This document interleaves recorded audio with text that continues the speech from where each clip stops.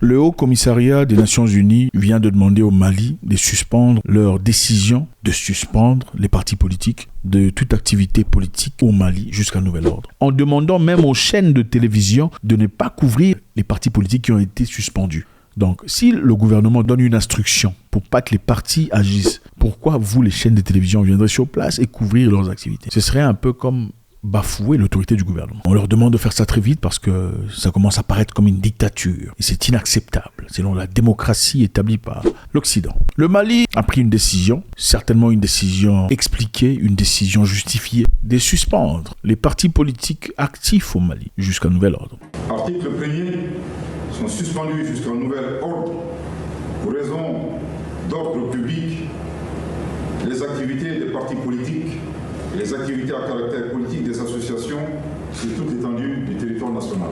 Voici le Mali, la carte est là. Très beau pays, très belle population. Un pays avant-gardiste qui s'est clairement levé il y a quelques années pour sa liberté. On a demandé malheureusement aux Français de quitter. Ils sont partis, il y a eu beaucoup d'incidences. Le Mali a été ostracisé par la CEDEAO en un moment très critique. Et nous savons tous que la CEDEAO a bloqué le Mali. On a bloqué tout import, tout export, toute communication, toute transaction. Les Maliens ne pouvaient même pas envoyer de l'argent à travers l'UEMOA. On ne pouvait pas commercer, échanger, tout ça. L'objectif était ça. On voulait que la population se lève, que la population se fâche contre les autorités et que la population boute hors du territoire son autorité. Malheureusement pour eux, il y a eu même quelques personnes influentes qui ont dit « ça ne prendra que 2 semaines ». En 2 semaines, le Mali sera par terre. Le résultat, tout le contraire. Maintenant, quelques temps plus tard, on a mis beaucoup de pression sur le Mali, demandant aux autorités de passer aux élections, c'est-à-dire de passer le flambeau à une personne civile en tant que président de la République. Je vous rappelle ici que le Mali actuellement est dirigé par une commission des militaires mixée à des civils. Le président Assimi Goïta assumant les grandes responsabilités. Maintenant, récemment, on a suspendu des partis politiques de toute activité. La justification, c'était pour garder l'ordre public. C'est-à-dire, en d'autres termes, ça pourrait aussi dire qu'en remarquant les activités des partis politiques, pourrait servir de porte d'entrée pour l'ennemi. L'ennemi, chacun connaît l'ennemi. Mais généralement, comment ça se passe? Quand il y a un groupe de personnes qui essaient de mener le pays vers une belle direction, une direction qui sauvera tout le monde, il y a toujours quelqu'un quelque part dans la maison, moyennant quelques billets, pour créer la pagaille, pour créer la division, pour s'aimer les problèmes entre les populations. Alors, puisque les autorités ont remarqué que ces choses sont potentiellement très probables, il faudrait arrêter ça dès le début, donc le tuer dans l'œuf. On n'a pas dissous les partis politiques. On n'a pas dit niet, il n'y aura plus jamais de partis politiques.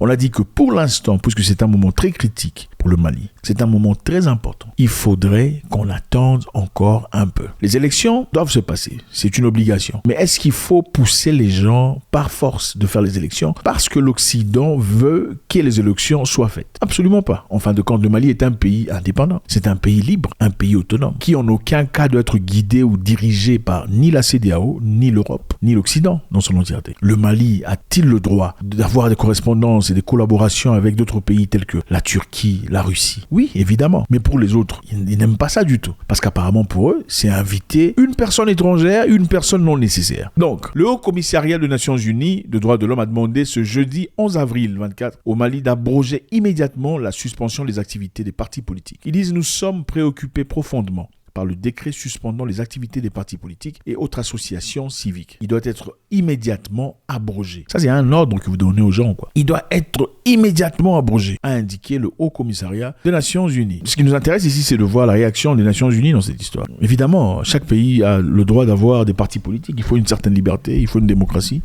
La démocratie aussi régit le besoin d'avoir des partis politiques, c'est-à-dire des opinions différentes. Mais ce qui est intéressant ici, c'est de voir, il y a quelque temps, l'Ukraine faisait la même chose pour la sanité publique, pour le calme, pour garder l'ordre. Mais apparemment, on n'a pas mis la pression sur l'Ukraine, demandant à l'Ukraine de réinstituer les partis politiques. Il y a quelque temps, en Ukraine, on disait le Conseil de sécurité de la défense nationale du pays a pris la décision d'interdire aux partis toute activité politique. La plupart des partis concernés étaient de petite taille, mais l'un d'entre eux, la plateforme d'opposition pour la vie, dispose de 44 sièges sur 450 sièges du Parlement ukrainien. Donc, un parti politique avec 44 sièges, ça c'est à peu près 10% de tous les sièges, a été complètement suspendu.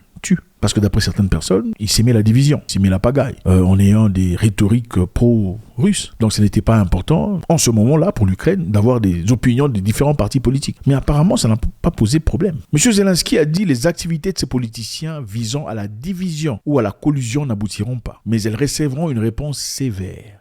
Ça, c'est ce que M. Zelensky a dit. Ces partis politiques veulent s'aimer la division. Donc, pour l'instant, on va les suspendre. Les Nations Unies, ils étaient où pour réagir par rapport à ça? Ils étaient où? Par conséquent, le Conseil de sécurité de la défense nationale a décidé, compte tenu de la guerre à grande échelle déclenchée par la Russie, le lien politique qu'entretiennent un certain nombre de structures politiques avec cet État, de suspendre toute activité d'un certain nombre de partis politiques pendant la période de loi martiale. Ok, nous vivons dans un monde incorrect, nous le savons déjà, mais je pense qu'il faut quand même prendre l'affaire comme même semblant. Faites un peu semblant, s'il vous plaît, messieurs les Nations Unies. Faites un peu semblant. C'est complètement incohérent, messieurs les Nations Unies. La raison pour laquelle, d'après les figures prééminentes du Mali, les partis ont été suspendus, pas dissous, c'est parce qu'on a besoin d'une unité nationale pour vaincre ce qui se passe actuellement et procéder progressivement vers les élections et naturaliser la politique comme elle devrait être. Mais est-ce que les Nations Unies a le droit de venir imposer immédiatement? Je pense que tout le monde est d'accord qu'on les fasse ailleurs, qu'on demande à l'Ukraine de le faire, qu'on demande aussi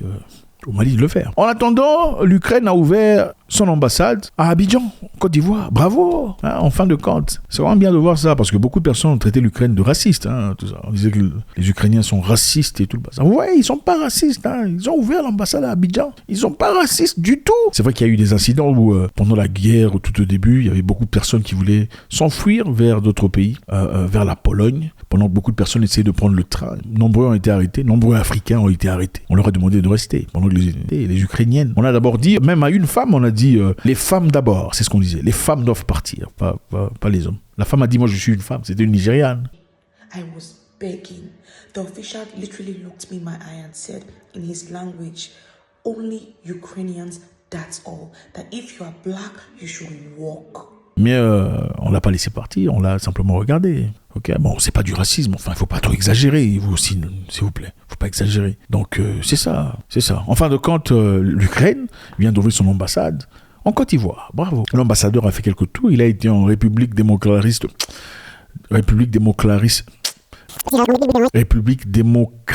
du Congo pour aller, je sais pas pourquoi je dis démoclariste. Démoclariste.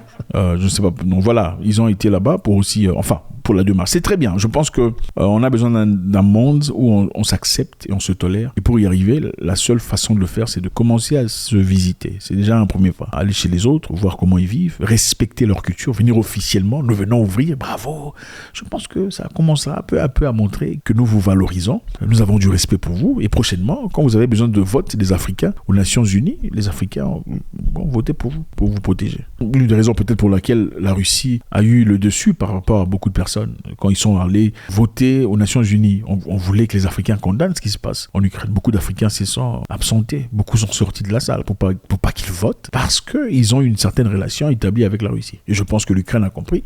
Maintenant, les Ukrainiens viennent vous saluer. J'espère qu'ils ont apporté des cadeaux parce qu'en Afrique, on ne va jamais visiter quelqu'un les mains bredouilles, n'est-ce pas? Il faut quelque chose. Merci infiniment, les amis. C'est toujours avec beaucoup de plaisir. Faites-moi savoir ce que vous en pensez. Est-ce que vous pensez que le Mali va un peu trop loin en excluant tous les partis politiques d'opération, en interdisant leurs activités? Faites-nous savoir si le Mali est en train de se tirer dans le pied ou pas. Et l'Ukraine, en Afrique maintenant, en train d'ouvrir des ambassades. Pourquoi vous pensez que ça se fait? God bless.